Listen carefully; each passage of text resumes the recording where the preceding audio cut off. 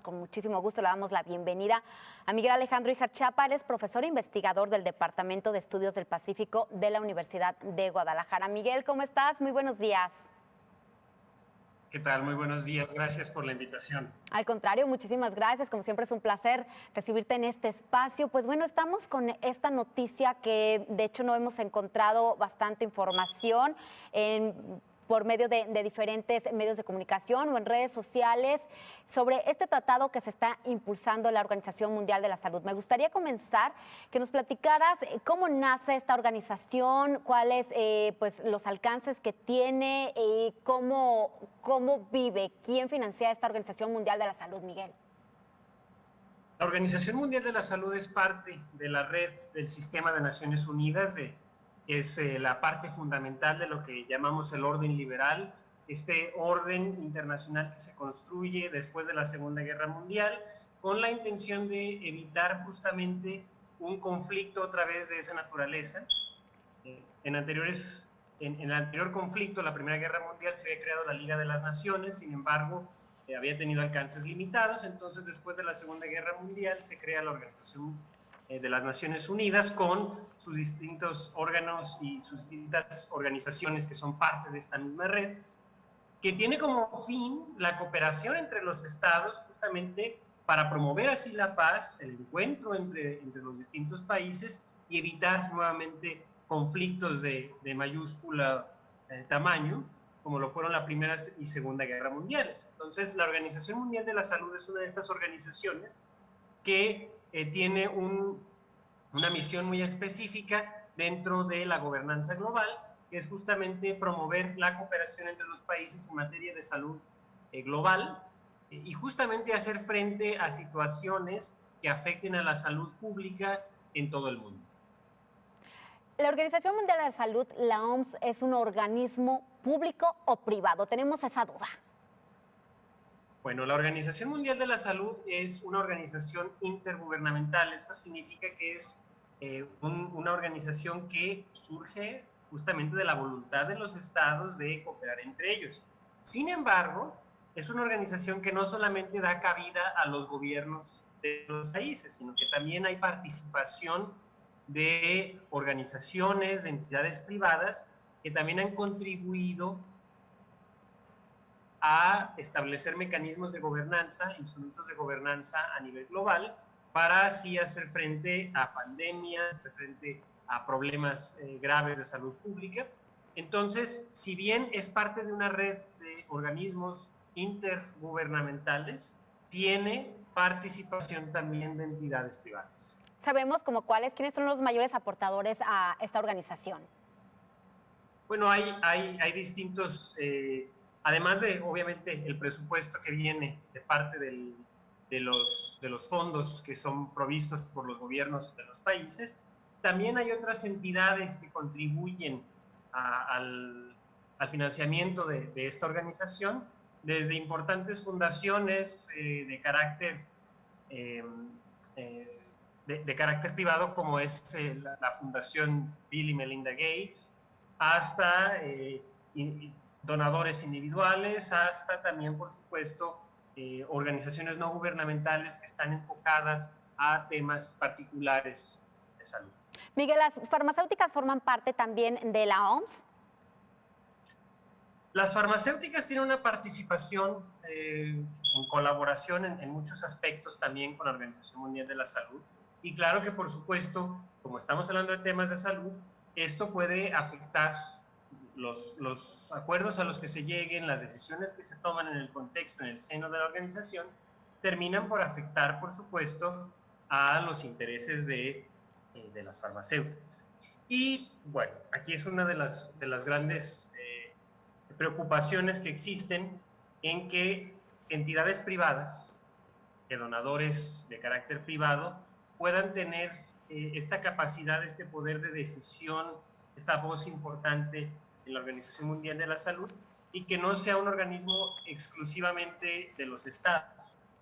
De hecho, pues muchas investigaciones justamente que se han hecho en tiempos recientes alegan que la Organización Mundial de la Salud ha perdido, digamos, ha ganado autonomía con respecto a los gobiernos de los estados. Ujú. Y por supuesto, los estados han perdido terreno frente a otras entidades. Ahora, si tomamos en consideración que hay donadores privados y contribuyentes privados que son, eh, en términos económicos, mucho más pesados que algunos estados, bueno, pues esto también pone en relieve una situación que puede generar incertidumbre y puede generar preocupación acerca del camino que se puede estar siguiendo dentro de la organización.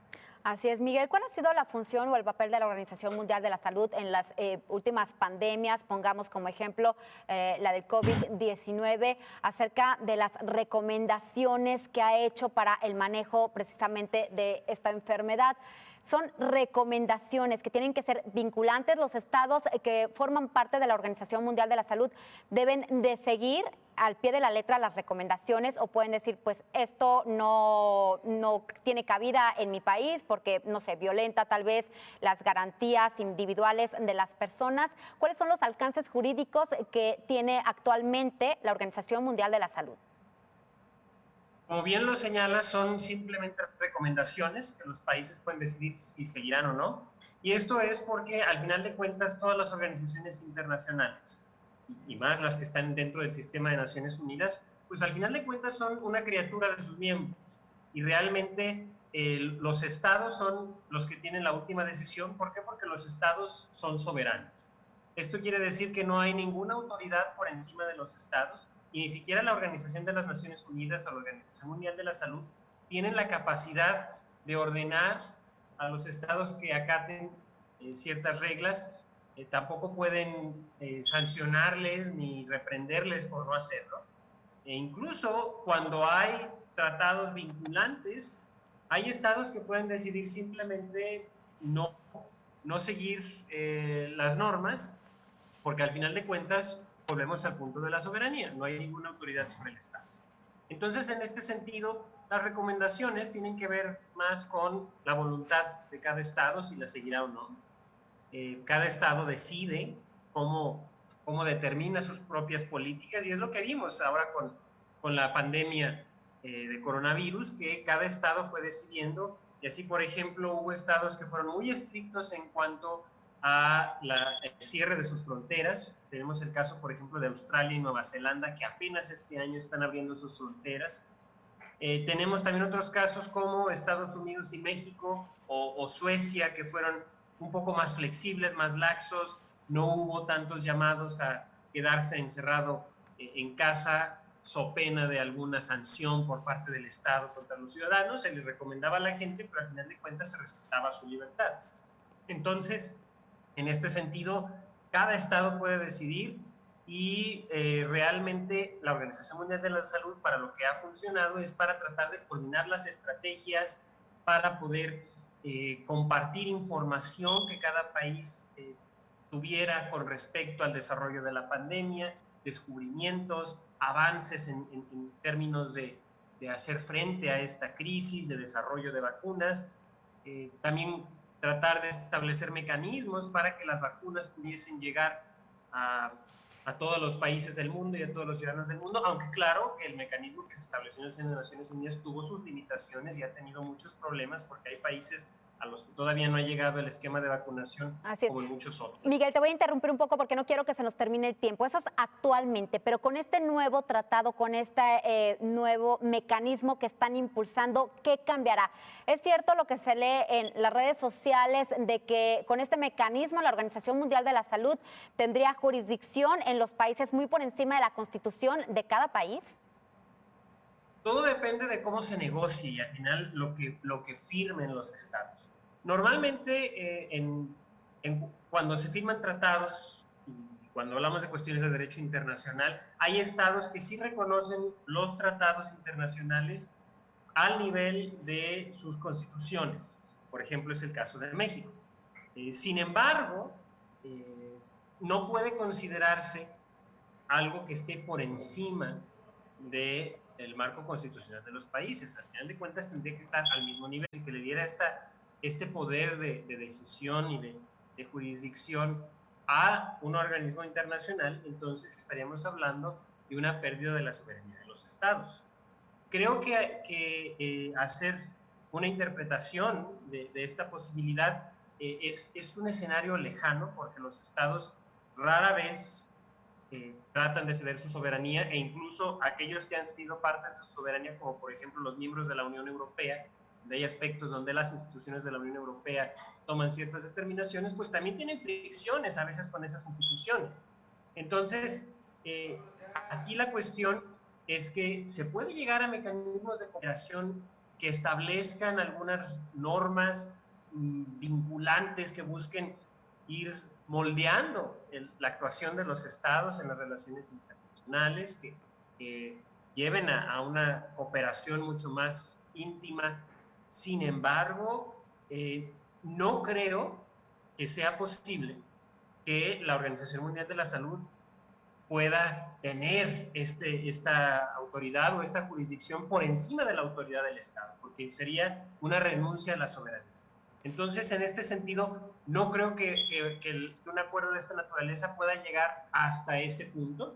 Quizás se establezcan mecanismos más formales de cooperación, esquemas de gobernanza más efectivos, como resultado de la falta de comunicación y a veces incluso las confrontaciones a nivel diplomático entre los estados a causa de la pandemia, pero no al nivel de que se pueda perder la soberanía de los estados. Pero de igual manera, con esto que nos comentas, estaría perdiendo algún tipo de soberanía, porque, por ejemplo, con lo que vimos con esta pandemia del coronavirus, pues efectivamente la OMS dictaba sus recomendaciones, pero al final de cuentas cada país tuvo esa libertad de decidir qué era lo mejor para sus ciudadanos. Tenemos por ahí un Twitter de la subsecretaria para Asuntos Multilaterales, de Marta Delgado, en donde señalaba pues que esta semana se reunió con Pedro Sadañón, quien es pues el titular de este organismo, en donde decía que la Secretaría de Relaciones Exteriores de México tiene interés en el tema de un nuevo instrumento de esta organización en materia de pandemias. Es precisamente este instrumento. Los mexicanos, ¿hasta dónde podemos permitir o cómo podemos estar atentos a que no se llegue a firmar algo que ponga en peligro nuestra soberanía en temas de salud? Sin duda alguna es muy importante que haya un involucramiento de la ciudadanía en la esfera pública y que se haga un seguimiento de todas estas cuestiones que pueden afectar los intereses del país. Y aquí la cuestión, insisto, es que sería muy difícil que realmente los estados renunciaran a su soberanía. Yo creo que más bien el resultado final de estos acuerdos va a llevar a mecanismos más formales de cooperación. Perfecto, Miguel. Discúlpanos, se nos terminó el tiempo. Muchísimas gracias. Como siempre, es un placer platicar contigo. Te agradecemos y estaremos buscándote próximamente para más entrevistas de este y otros temas. Muchísimas gracias a Miguel Alejandro y